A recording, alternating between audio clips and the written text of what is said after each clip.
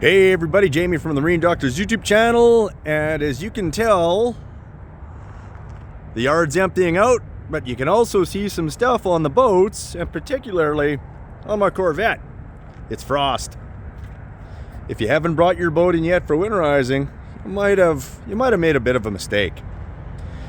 But I guess what we're gonna get at here is the fact that the season is over, and I've got something planned for me and the boys to do. And no, it's not cleaning up the shop, because I already went ahead and did that. And no, it's not inventory, but last year we spent some time setting up this. We put a golf sim in our showroom. So we get a lot of weird looks from people as they come in, but a lot of people are going to know that, hey, we went to the marine place that has a golf sim. We're going back there.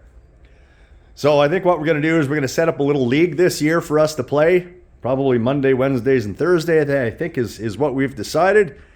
And we're going to have at it. So, yeah. Projector's up there. We put our little gizmo down there.